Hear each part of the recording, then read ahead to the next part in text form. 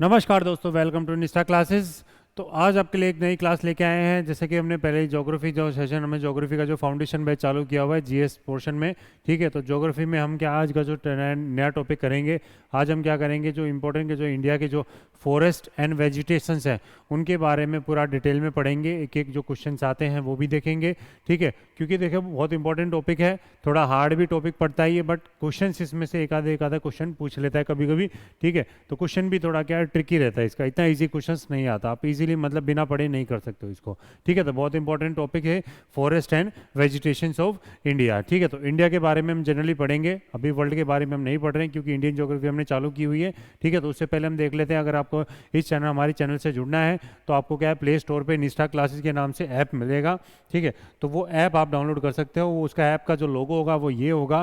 बाकी आप हमसे क्या है टेलीग्राम चैनल पे भी जुड़ सकते हो निष्ठा नोट्स के नाम से, ठीक है। कोई भी इन्फॉर्मेशन चाहिए आपको तो इस पर सारी चीज़ मिल जाती है। हम डेली का जो शेड्यूल होता है वो सारा अपडेट लेते रहते हैं। यूट्यूब चैनल को हमारे को सब्सक्राइब कर सकते हैं आप, जो तो वीडियोज़ हैं पीडीएफ हैं वो सारी हमारे हम ऐप पे भी डाउनलोड कर दें, और वीडियोज़ आपको यूट्यूब पे भी इजीली मिल जाएगी आपको, ठीक है। और कोई भी क्वेरी है तो आप हमारे इस कॉन्टैक्ट नंबर पे कॉन्टैक्ट कर सकते हो, ठीक है। तो स्टार्ट करते हैं।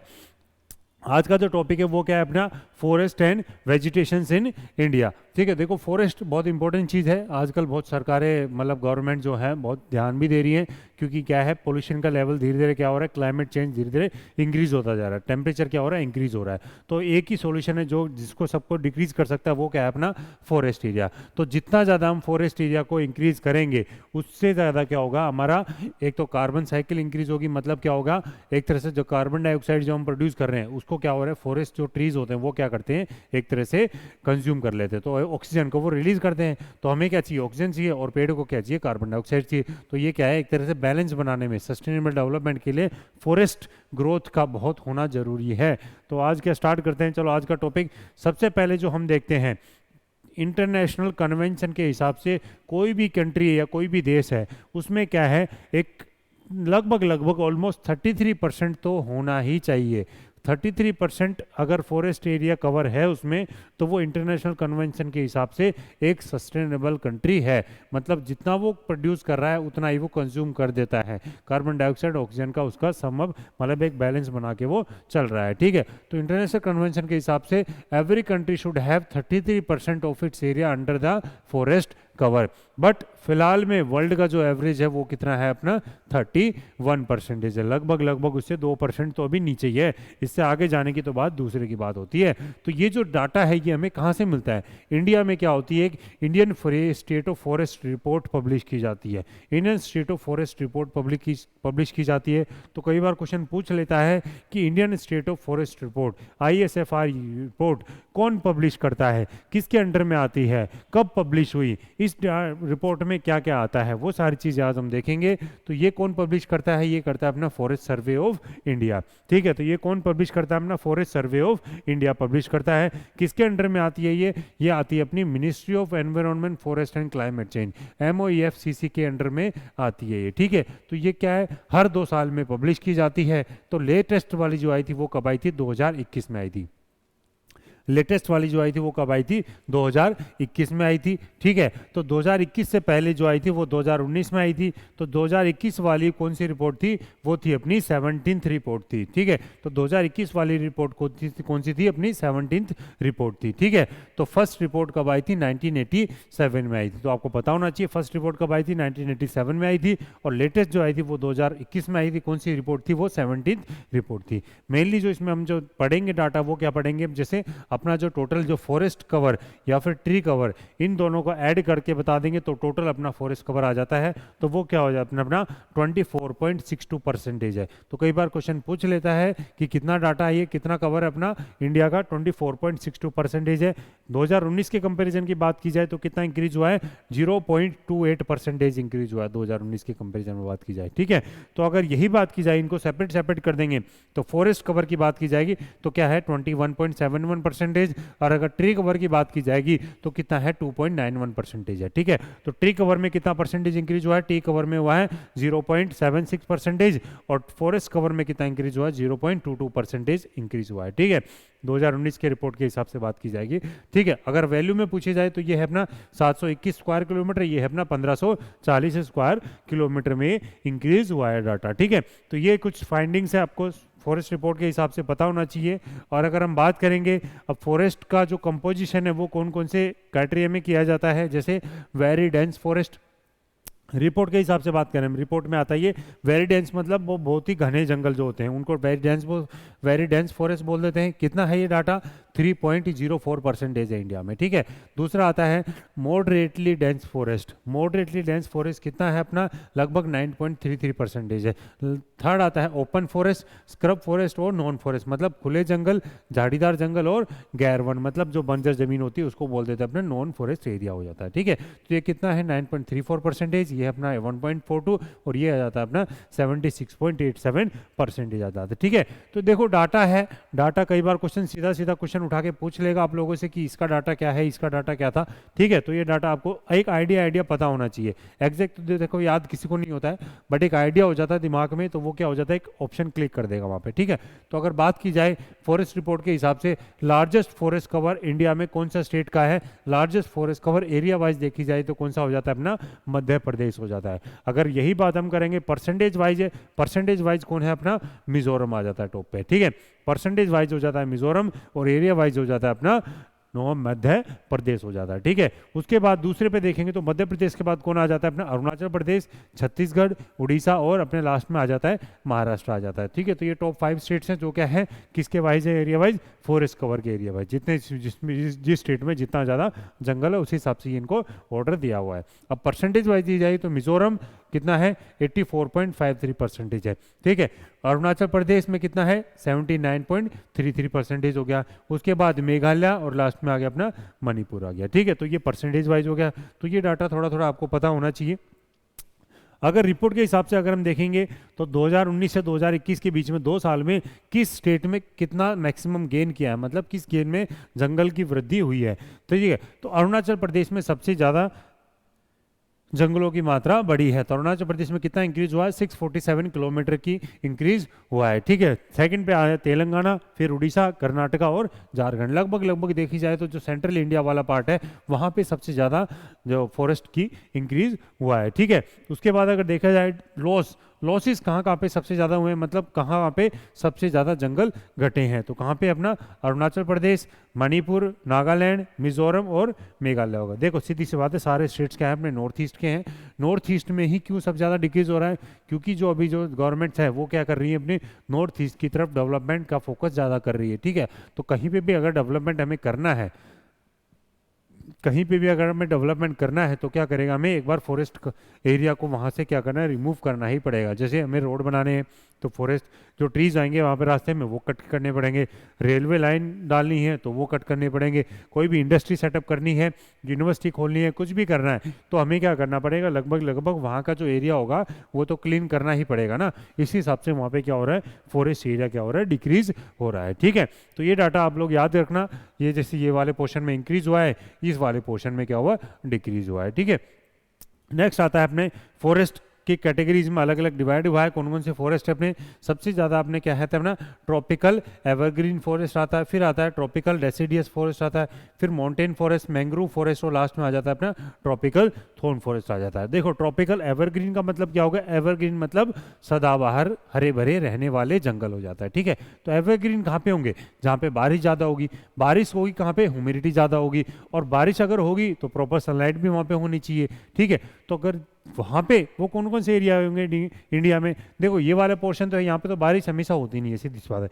एक तो ये अपना वेस्टर्न घाट्स वाला एरिया हो जाता है, क्योंकि अपना क्या है, जब साउथ वेस्ट मानसून आता है तो यहाँ पे बहुत ज़्यादा बारिश होती है, तो उसी वजह से यहाँ पे क्या है, नमी हमेशा रहती है। उसके बाद अगर आप हैं तो ये वाला जो पोर्शन है यहाँ से भी क्या अपने मानसून एरिया एंटर होता है, ऊपर से नीचे से साउथ वेस्ट मानसून, और ऊपर से आता है तो नॉर्थ ईस्ट मानसून यहाँ से चालू होता है। ठीक है, तो इन दोनों मानसून की वजह से इन दोनों एरियाज में क्या है, बारिश सबसे ज़्यादा होती है, और इनकी वजह से जैसे यहाँ पे क्या अपना मालदा फॉल्ट है, इस मालदा फॉल्ट के चक्कर में क्या हो जाता है, जब यहाँ से जो विंड्स हैं, जो मानसून विंड्स है वो क्या है, जब एंटर होती है तो ये क्या होती है, यहाँ से निकल नहीं पाती है। तो इस नहीं निकलने के कारण कि ऊपर हो गए अपने हिमालयाज, यहाँ पे हो गए अपने मेघालय प्लेटू वाले, गारो खासी जयंतिया वाले, इधर हो जाते हैं अपने पूर्वांचल हिल्स आ जाते हैं। तो बीच में क्या हो जाता है, ये क्या वैक्यूम क्रिएट हो जाता है यहाँ पे झील वाले एरिया। तो यहाँ पे क्या हो जाती है, ये विंड्स क्या हो जाती है, यहाँ पे ट्रैप हो जाती है। तो यहाँ पे क्या हो जाती है, जितनी ज़्यादा विंड्स यहाँ पे बारिश कर सकती है, ये बारिश यहाँ पे कर देती है मैक्सिमम। तो इसलिए अपना जो सबसे वेटेस्ट प्लेस कौन सी है, अपने मौसन रम चेरापूंजी के वहाँ पे मेघालय में,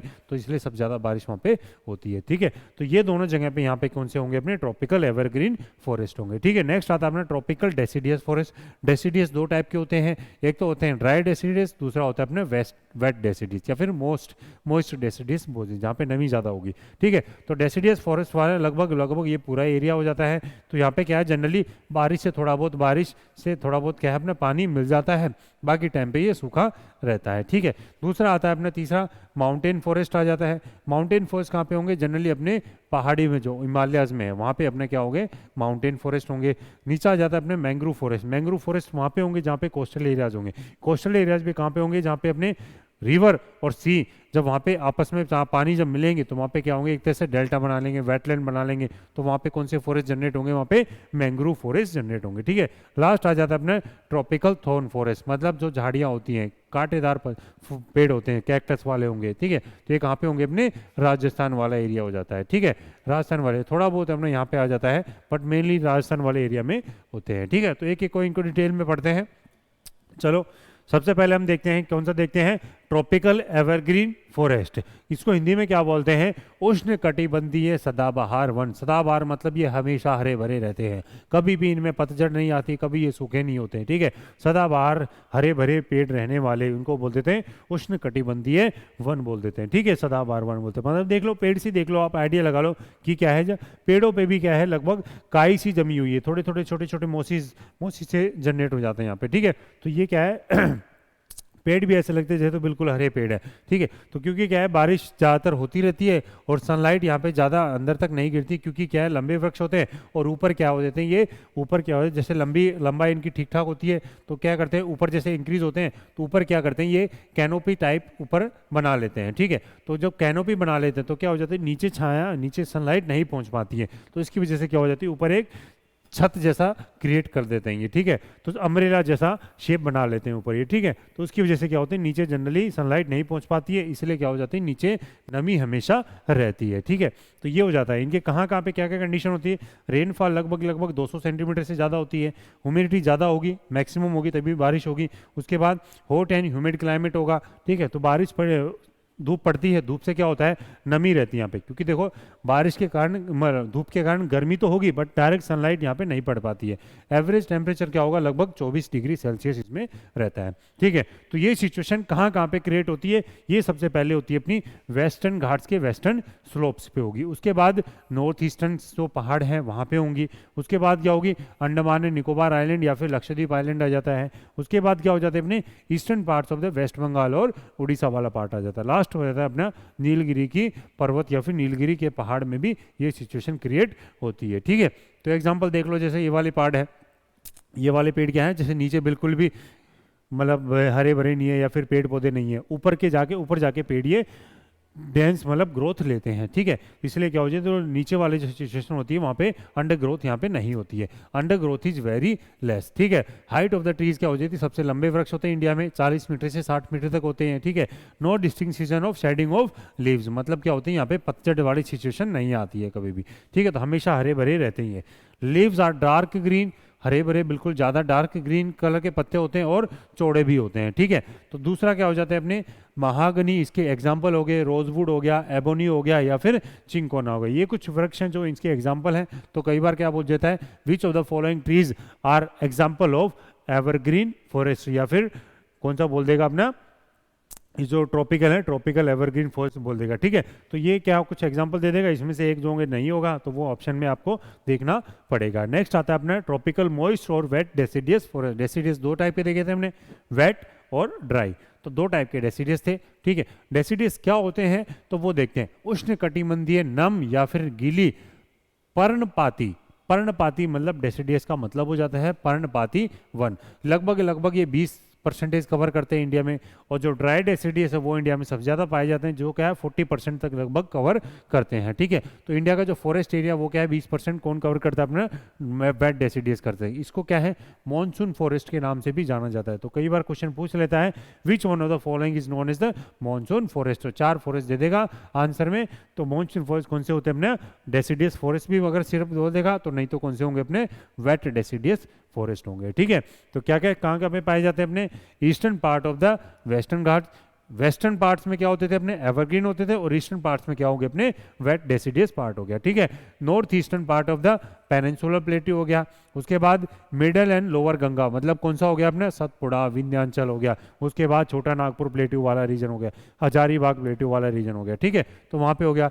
found in the north eastern states along the foothills of the Himalayas, तो हिमालय जैसे ही नीचे उतरेंगे, जैसे असम के ऊपर वाले अरुणाचल प्रदेश के बीच में, तो ये वाले वृक्ष आपको देखने को मिल जाएंगे। तो बारिश कितनी होती है, 100 से 200 तक के बीच में, सेंटीमीटर के बीच में इसकी बारिश होती है। टेम्परेचर कितना रहता है, लगभग एवरेज मॉडरेट 30 से 34 तक के बीच का इसमें टेम्परेचर रहता है। ठीक है, तो ये एग्जांपल देख लो, ऐसे होते हैं। ठीक है, तो वृक्ष भी होते हैं ठीक ठाक, और नीचे भी क्या होते हैं, थोड़ी बहुत झाड़ियाँ या फिर घास घूस होती है। ठीक है, तो डेंस होते हैं लगभग ये थोड़े थोड़े। उसके बाद आता है इसी में देखने कैक्टस क्या होंगी, 30 से 40 मीटर इनकी हाइट होती है। डेफिशिएंसी, वाटर की डेफिशिएंसी के कारण क्या होती है इनमें, स्प्रिंग के टाइम पे, ठीक है, स्प्रिंग के टाइम पे क्या हो जाती है इसमें, पतझड़ की सिचुएशन आती है। तो ये क्या करते हैं अपने पत्ते छोड़ देते हैं, और उसके बाद नई सीजन आता है, और इनके बाद क्या होते हैं नए पत्ते इनके निकल के आते हैं। तो वसंत ऋतु में क्या करते हैं ये अपने पतझड़ वाली सिचुएशन क्रिएट कर देते हैं। हाई अंडरग्राउंड मतलब अंडर ग्रोथ ज़्यादा होती है, मतलब देख रहे हो आप नीचे नीचे ग्रोथ ज़्यादा है, मतलब नीचे कभी भी सूखी जमीन नहीं मिल रही है आपको। ठीक है, तो ये चीज़ें देखने को मिल जाएंगी आपको। कहाँ कहाँ पे कौन से वृक्ष होते हैं, जैसे साल, टीक, सैंडलवुड, मैंगो, बनियान। ठीक है, टीक जो सांगोन का वृक्ष बहुत ज़्यादा फर्नीचर्स में काम आता है, जिसको क्या है अपना मैक्सिमम एमपी में पाया जाता है। ठीक है, तो ये कुछ एग्जांपल्स है इसके। इकोनॉमिकली बेनिफिशियल होते हैं, क्यों इंपॉर्टेंट है, क्योंकि ये फर्नीचर में सबसे ज़्यादा काम आते हैं, ये वाले वृक्ष हो गए। ठीक है, उसके बाद सालवुड को बहुत ज़्यादा बनाया जाता है अपने फर्नीचर के लिए। विलो और मलबरी शहतूत के वृक्ष, ठीक है, तो इन दोनों को क्या है जनरली अपने जो स्पोर्ट्स इक्विपमेंट होते हैं, स्पोर्ट्स गुड्स के लिए बनाने में काम लिया जाता है। ठीक है, तो नेक्स्ट अपना आता है tropical dry deciduous. Wet deciduous 20% था, तो ड्राई डेसिडियस कितना हो गया, लगभग 40% के करीब करीब हो गया। इंडिया में सबसे ज़्यादा यही मात्रा में पाया जाता है। तो आंसर क्या हो गया इसका, मतलब उष्ण कटिबंधीय शुष्क पर्वतीय वन हो गया, वो थे नमी वाले, ये हो गए अपने शुष्क मतलब ड्राई हो गया। ठीक है, तो large part of the Maharashtra और अपना आंध्र प्रदेश में ये पाया जाता है, जहाँ पे क्या होती है बारिश और कम हो जाती है। कितनी हो जाती है, 70 से 100 सेंटीमीटर तक बारिश हो जाती है। ये देख लो आप, अंडर ग्रोथ इसमें कम हो जाती है, मतलब नीचे कम हो जाती है, वृक्ष लगभग लगभग इतने ही सेम रहते हैं। ठीक है, तो उसके बाद आता है अपने Punjab, Haryana, eastern part of Rajasthan में पाए जाते हैं। तमिलनाडु में थोड़ा बहुत पोर्शन पाया जाता है, और उसके बाद एमपी में सबसे ज़्यादा पाए जाते हैं ये। ठीक है, एमपी में सबसे ज़्यादा पाए जाते हैं। उसके बाद देखते हैं हम इसके कुछ कैरेक्टरिस्टिक्स।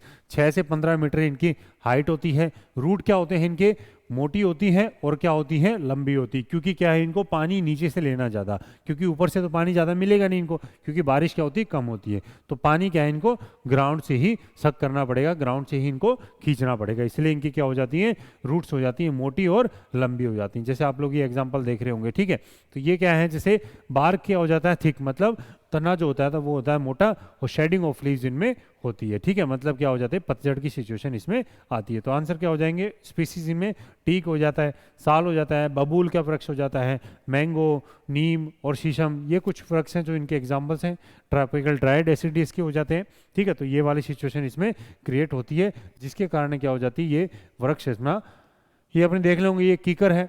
इंडिया में कीकर आजकल क्या है, जो अंग्रेजी कीकर बहुत ज़्यादा हो गई है, देसी कीकर कम हो गई है मात्रा में। ठीक है, तो बट देसी के लाभ बहुत ज़्यादा थे, अंग्रेजी के लाभ कुछ नहीं है, बट वो क्या थे कुछ अलग पर्पज़ के लिए लाए थे, बट वो क्या होगी ओवरटेक कर लिया उसने, और ज़्यादा मात्रा में अब अंग्रेजी कीकर ही पाई जाती है इंडिया में। ठीक है, नेक्स्ट आता है ड्राई फॉरेस्ट और अरिड फॉरेस्ट, या फिर उसको बोल देते हैं ट्रॉपिकल थॉर्न फॉरेस्ट भी बोला जाता है। थॉर्न मतलब क्या हो जाते हैं कांटेदार, मतलब तो क्या हो जाते हैं शुष्क वन या फिर उष्णकटिबंधीय कांटेदार वन हो जाता है। ठीक है, तो ये कहाँ पे पाया जाता है, हमने देखा भी था, जनरली अपने राजस्थान वाले रीजन में पाया जाएगा। ठीक है, Rajasthan adjoining areas of Haryana और पंजाब हो जाता है, या फिर गुजरात वाले एरियाज में। Rain shadow areas of peninsular India, generally बारिश क्या होगी, बहुत कम होगी यहाँ पे। ठीक है, तो वहाँ पे ये पेनिनसुलर इंडिया के भी कुछ एरियाज में पाए जाते हैं। बारिश क्या होगी, 50 सेंटीमीटर से भी कम होती है यहाँ पे। ठीक है, रेगिस्तान वाले एरिया में क्या होगी, बहुत कम बारिश होती है, तो कैक्टस वाले प्लांट जनरली पाए जाते हैं। ठीक है, ह्यूमिडिटी क्या होगी, कम होगी, ह्यूमिडिटी कम होगी तभी तो बारिश कम होगी, सीधी सी बात है। थॉर्न वेजिटेशन, कांटेदार वनस्पतियां पाई जाएंगी। ठीक है, घास, उसके बाद कुछ झाड़ियां पाई जाती हैं। ठीक है, कौन से पेड़ इसमें पाए जाएंगे, रूट्स आर वेरी लॉन्ग।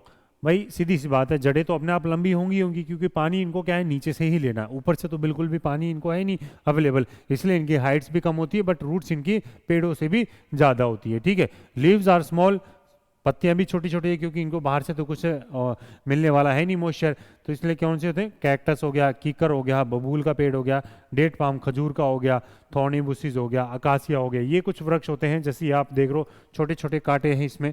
ठीक है, तो ये किसके एग्जाम्पल हो जाते हैं, अपने थॉर्नी बुशिस के एग्जाम्पल हो जाते हैं, या फिर थॉर्नी फॉरेस्ट के एग्जाम्पल हो जाते हैं। ठीक है, तो नेक्स्ट आ जाता है अपना माउंटेन फॉरेस्ट, या फिर अपना हिमालयन फॉरेस्ट भी बोला जाता है, जो अपने क्या है, अपने जितने पर्वतीय या फिर हिमालय पे पाए जाने वाले वृक्ष या फिर जंगल या वन, उसको क्या बोल दिया जाता है, माउंटेन फॉरेस्ट बोल दिया जाता है। ठीक है, due to the increase of the latitude, altitude जैसे जैसे इंक्रीज होगा तो इनको क्या है, अलग अलग कैटेगरीज में डिवाइड किया गया है, क्योंकि जैसे जैसे हम हाइट पे बढ़ेंगे तो टेम्परेचर क्या होगा, डिक्रीज होता जाता है, इसलिए क्या हो, Himalayan forest contains all varieties of would, जैसे अलग अलग प्रकार की वहाँ पे क्या होगी, लकड़ियाँ अवेलेबल होगी, क्योंकि जैसे टेम्परेचर डिक्रीज होगा तो वृक्ष का भी जो वैरायटी है वो भी क्या होगी, चेंज होती चली जाएगी। जैसे ट्रॉपिकल से लेके क्या है, टेम्परेट तक, या फिर alpine type of equatorial forest वहाँ पे पाए जाते हैं। जैसे 0 से 1500 मीटर तक हाइट, अगर ये हम हिमालय मान लें, तो जैसे ऊपर बढ़े हम 1500 मीटर की हाइट तक कौन से मिलेंगे, हमें डेसिडियस फॉरेस्ट मिलेंगे।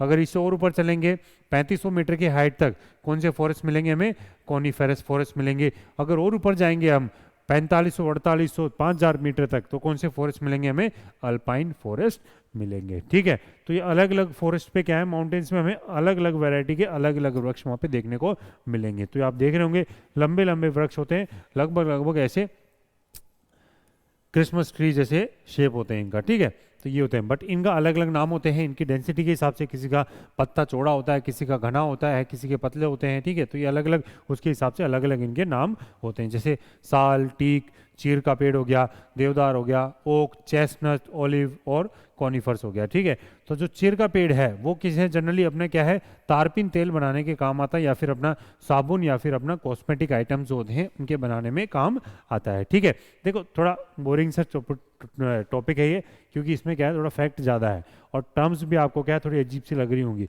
बट क्वेश्चंस के लिए, एग्जाम्स के लिए हमें पढ़ना पड़ेगा, अपने पास कोई चॉइस नहीं है। ठीक है, तो सिल्वर फर है, जनरली अपने क्या है, माचिस की तिल्लियाँ या फिर अपने क्या है, पेपर बनाने के काम आता है। उसके बाद देवदार का वृक्ष क्या है, जनरली अपने मैक्सिमम हाइट पे पाया जाता है माउंटेन्स में। ठीक है, तो ये अपने क्या है, नेक्स्ट देखते हैं हम। इसके बाद कुछ क्या है, टाइडल फॉरेस्ट, मैंग्रोव फॉरेस्ट, ये अपना आखिरी है, स्वैम्पी फॉरेस्ट, या फिर इसको लिटोरल फॉरेस्ट के नाम से भी जाना जाता है। टाइडल मतलब क्या हो गया, अपने ज्वारीय वन, टाइड मतलब ज्वार होता है, तो ज्वारीय वन मतलब जहाँ पे टाइड्स आती है, हाई टाइड, लो टाइड, मतलब कोस्टल एरियाज पे पाए जाने वाले फॉरेस्ट ये होंगे, टाइडल फॉरेस्ट हो जाएंगे। उसके बाद मैंग्रोव फॉरेस्ट बोल देते हैं, वहाँ पे मैंग्रोव वन हो जाते हैं तो उसको मैंग्रोव फॉरेस्ट बोल दिया। दलदली एरिया या फिर मार्शी एरियाज बोल देते हैं जिसको। ठीक है, उसके बाद समुद्र तटीय मतलब लिटोरल जोन्स हो जाते हैं। ठीक है, तो मैंग्रोव फॉरेस्ट इंडिया में कितना कवर करता है, लगभग लगभग 0.14% कवर करता है। ठीक है, तो कई बार क्वेश्चन पूछ रखा है कि मैंग्रोव फॉरेस्ट इंडिया में कितना परसेंटेज कवर कर रहा है, 0.14% कवर कर रहा है। अगर वर्ल्ड की बात की जाए, वर्ल्ड में जो टोटल मैंग्रोव है, उन मैंग्रोव्स में इंडिया के मैंग्रोव्स का कंपोजिशन कितना है, वो अगर पूछी जाए तो कितना है, 7% कंपोजिशन है। ठीक है, फाउंड इन मार्शी एरियाज, जहाँ पे दलदली एरियाज है वहीं पे मिलेगा जनरली आपके।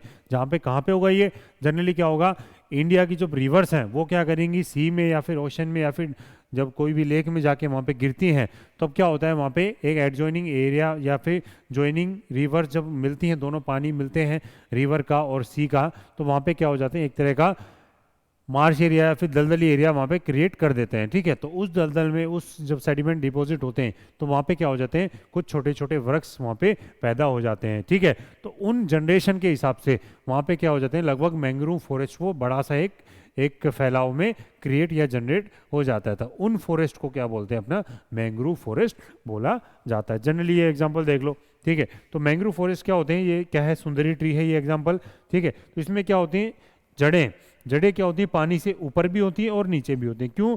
क्योंकि क्या होता है, जब हाई टाइड आती है तो ये पूरी डूब जाती हैं, और जब लो टाइड आती हैं, जब पानी नीचे हो जाता है, तो ये क्या हो जाती हैं, जड़ें पानी से ऊपर निकल के आ जाती हैं, ठीक है। और हाइट इनकी ज़्यादा होती नहीं है, ठीक है। तो ये क्या कहाँ पे पाई जाएंगी, गंगा का जो डेल्टा सबसे बड़ा डेल्टा कौन सा है अपना, सुंदरबन डेल्टा। कहाँ पे, अपना वेस्ट बंगाल के वहाँ पे, ठीक है। तो ये हो गया। दूसरा कौन सा हो गया अपना, Godavari delta, Kaveri delta, Krishna delta, ये सब वहाँ पे हो जाते हैं, वहाँ पे भी ये बनाया जाता है। या फिर कुछ उड़ीसा के कोस्ट पे भी मिलेगा आपको, तटीय जब है वहाँ पे उड़ीसा के तट के। सुंदरबन डेल्टा अपने वेस्ट बंगाल में है ही है। परसेंटेज वाइज अगर पूछी जाए, कई बार पूछ लेता है कि भाई कौन सा स्टेट मैक्सिमम मैंग्रोव्स कवर करता है, तो वो क्या हो जाएगा आंसर अपना, वेस्ट बंगाल में सबसे ज़्यादा मैंग्रोव्स पाए जाते हैं। वेस्ट बंगाल हो गया, उसके बाद दूसरा गुजरात हो गया, तीसरा हो गया अपने अंडमान एंड निकोबार हो जाता है, ठीक है। तो ये हो गया अपने मैंग्रोव फॉरेस्ट का मतलब कौन कौन से एरिया में कौन कितनी कितनी परसेंटेज कौन से स्टेट में पाई जाती है। कई बार पूछ लेता है कौन सा स्टेट सबसे मैक्सिमम कवर करता है, कौन सा हो गया अपना वेस्ट बंगाल आ जाता है, ठीक है। तो ये अपना अपना फॉरेस्ट के बारे में था। कुछ फैक्ट्स हैं जो कई बार सीधा स्टैटिक जीके में पूछ लेता है कई बार। तो वर्ल्ड फॉरेस्ट डे कब मनाया जाता है, 21 मार्च को मनाया जाता है, ठीक है। तो 21 मार्च अगर 2023 की बात की जाए तो क्या थीम थी उसकी, उसकी थीम थी फॉरेस्ट एंड हेल्थ थीम थी, ठीक है। तो अगर वर्ल्ड वाटर डे पूछी जाए तो कौन सा हो जाएगा, 22 मार्च को हो गया, और इसकी थीम क्या थी अपनी, एक्सेलरेटिंग चेंज हो जाता है, ठीक है। और नेक्स्ट पूछा जाए वर्ल्ड अर्थ डे या फिर अर्थ डे कब मनाया जाता है, तो क्या हो जाता है 22 अप्रैल, क्या थी अपनी, इन्वेस्ट इन आवर प्लेनेट। तो जितना हो सके हम अपने प्लेनेट या अर्थ पे इन्वेस्ट करें।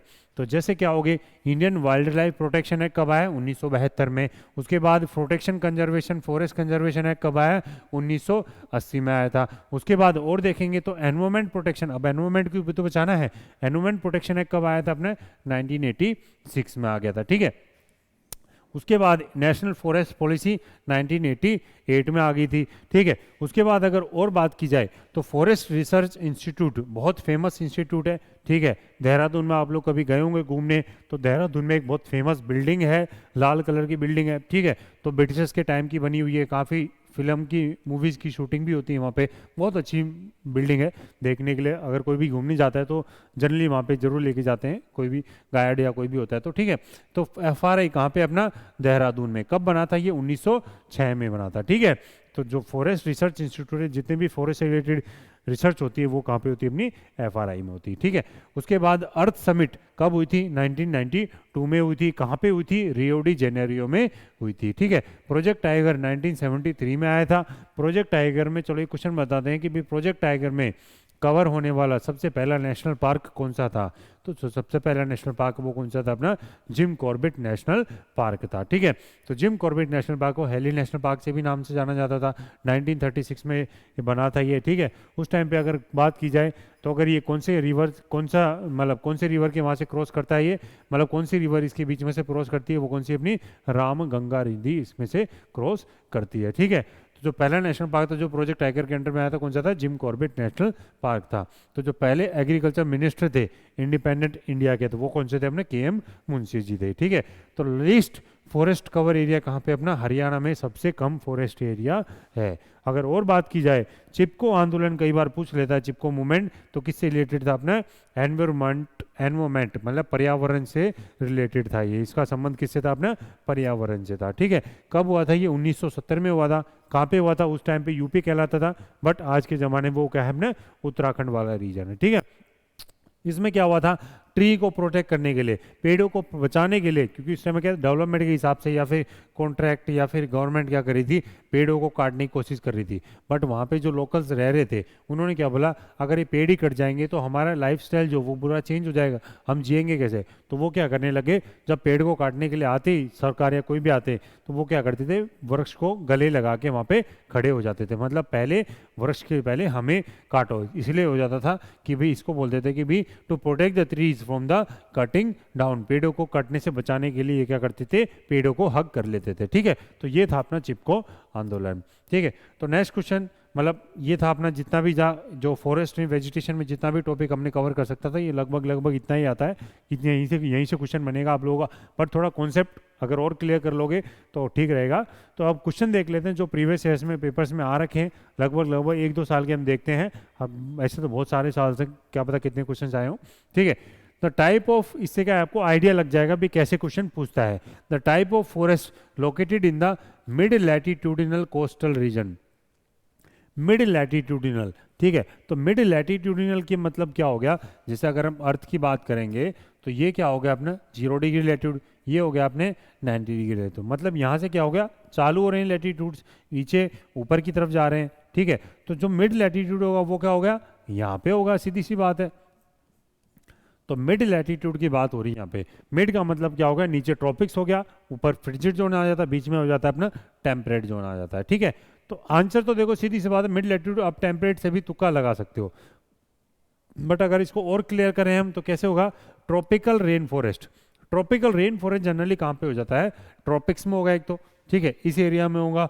बट रेन फॉरेस्ट कहाँ पे होगा, जब बारिश ज़्यादा होगी। तो बारिश ज़्यादा कहाँ पे होती है, अपनी इक्वेटोरियल के 5 से 10 लैटिट्यूड के ऊपर और नॉर्थ और साउथ की तरफ, मतलब इस एरिया में होगा। ठीक है, तो ट्रॉपिकल रेन फॉरेस्ट तो अपना हो नहीं सकता। तो दूसरा हो जाता है अपना मेडिटेरेनियन वेजिटेशन। मेडिटेरेनियन सी कहाँ पे, अपना यूरोप और अफ्रीका के बीच में होगा मेडिटेरेनियन सी। तो वो तो सिर्फ एक ही सिचुएशन होगी। वो जनरली क्या किसके लिए फेमस है, अपना साइट्रस फ्रूट्स के लिए फेमस है। वो वहाँ पे जो क्लाइमेटिक कंडीशन क्रिएट होती है वो साइट्रस फ्रूट्स के लिए क्रिएट होती है। ठीक है, तो ये भी नहीं हो सकता। मानसून फॉरेस्ट, मानसून फॉरेस्ट कहाँ पे होगा भाई, सीधी सी बात है, मानसून फॉरेस्ट इंडिया में अगर देखी जाए तो वो क्या होगा, अपने ट्रॉपिक्स में ही होगा, क्योंकि मानसून कहाँ पे आते हैं, अपने ट्रॉपिक्स में ही आते हैं। तो मिड लैटिट्यूड तक तो पहुंचे ही नहीं। तो लास्ट में क्या है ना, टेम्परेट एवरग्रीन फॉरेस्ट हो जाता है। ठीक है, तो जो टेम्परेट वाली सिचुएशन हो जाती है वो अपना यहाँ पे हो जाती है। ठीक है, तो कहाँ पे होगा, ये यूरोप वाले एरियाज में हो जाता है। ठीक है, तो ये सिचुएशन अपना टेम्परेट वाली सिचुएशन कहाँ हो जाएगी, अपने टेम्परेट जोन में हो जाती है। तो आंसर क्या हो जाएगा, इसका आंसर हो जाएगा डी हो जाएगा। ठीक है, नेक्स्ट आता है which of the following is a tree found in the mountain region.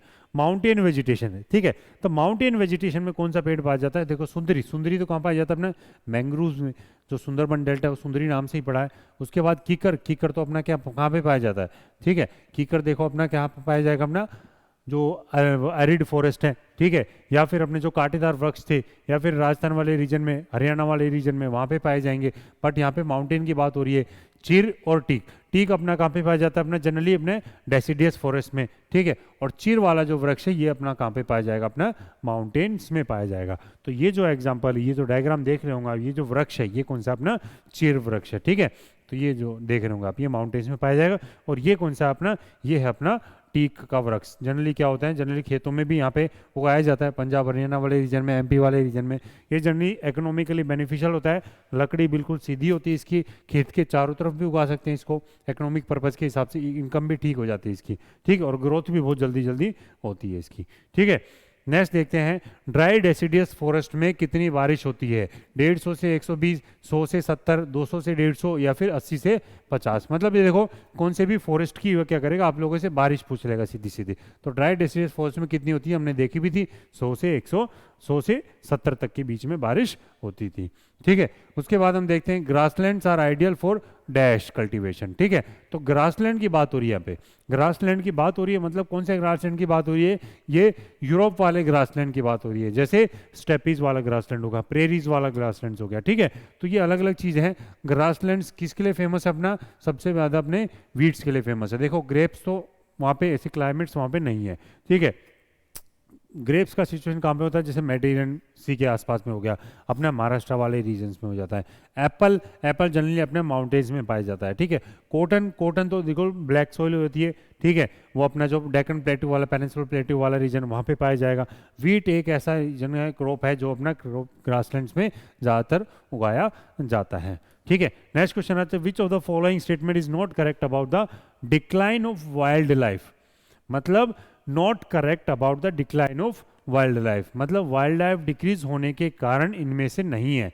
तो एग्रीकल्चर एंड ह्यूमन सेटलमेंट बिल्कुल होंगे। अगर ह्यूमन सेटलमेंट होगा तो वहाँ पे क्या होगा, एक तरह से वाइल्ड लाइफ को भी खतरा होगा, ठीक है। दूसरा क्या होगा, अपने grazing by the domestic kettles, बिल्कुल सही बात है। अगर चरवाहे ज़्यादा हो जाएंगे, ठीक है, तो वाइल्ड लाइफ को वहाँ पे भी ज़्यादा खतरा होगा। दूसरा क्या हो जाएगा, तीसरा इंडस्ट्रियल एंड टेक्नोलॉजिकल एडवांसमेंट, अगर जितनी ज़्यादा डेवलपमेंट लेके आएंगे हम, देखो, ठीक है, तो कुछ ना कुछ तो क्या है डिसएडवांटेज उसके होते हैं। एक इकलौता बचता है इंसिडेंट ऑफ फॉरेस्ट फायर। तो फॉरेस्ट फायर से वाइल्ड लाइफ को ज़्यादा कुछ खतरा होता नहीं है, क्योंकि ये क्या है, नेचुरल प्रोसेस होता है। देखो टेम्परेचर इंक्रीज हो गया, उसके कारण क्या हो जाती है, जनरली आग लग जाती है, बट उसके बाद क्या हो गया, दोबारा से वहाँ पे जनरली क्या हो जाते हैं, फॉरेस्ट एरिया वहाँ पे रीजनरेट हो जाता है, ठीक है। तो आंसर क्या हो गया अपना, पहला हो गया। Sundari trees are found in the, कहाँ पे है, गंगा ब्रह्मपुत्र डेल्टा में। सुंदरी वृक्ष एक ही पाया जाता है मैंग्रोव्स में, ठीक है। सुंदरबन डेल्टा में, सुंदरी नाम से ही उसका नाम पड़ा है सुंदरबन, ठीक है। तो ये था आज का हमारा topic, forest and vegetation in India. Hope आप लोगों को समझ में आ गया होगा अच्छे से, ठीक है। जितनी कोशिश की उतना डिटेल में पढ़ाने की है, ठीक है। तो मोस्ट प्रोबेबली समझ में आ ही गया होगा। देखो ज़्यादा थोड़ा अजीब सा टॉपिक था, इतना ज़्यादा सिंपल भी नहीं था और ना ज़्यादा हार्ड, मतलब अजीब सा था। ज़्यादा देखो इंटरेस्ट आता नहीं पढ़ने में फॉरेस्ट में, क्योंकि थोड़ा क्या अजीब अजीब से टर्म्स रहते हैं इसमें, ठीक है। जितना पढ़ा है सिर्फ इतना याद कर लोगे तो आपके क्या है, क्वेश्चंस निकलने के चांसेस थोड़ा मतलब 99% तक पहुंच जाते हैं, ठीक है। तो आप कोशिश करो कि जितना पढ़ा है उसका कॉन्सेप्ट क्लियर करो, और कोई भी डाउट आता है तो कमेंट बॉक्स में आप रिप्लाई करके पूछ सकते हो, या वैसे भी अपने ऑफलाइन सेंटर भी, हमने ऑफलाइन क्लासेस भी चालू कर रखी है, ठीक है। तो आप वहाँ पे भी आके इजीली पूछ सकते हो, ठीक है। तो ठीक है, तो वीडियो अच्छी लगी हो तो प्लीज़ लाइक जरूर करना, और जितना हो सके मैक्सिमम शेयर करो वीडियो को, ठीक है। और चैनल को सब्सक्राइब जरूर करो, ठीक है। तब तक नेक्स्ट क्लास में मिलते हैं आप लोगों के साथ, तब तक के लिए टाटा बाय बाय, ठीक है। Thank you so much.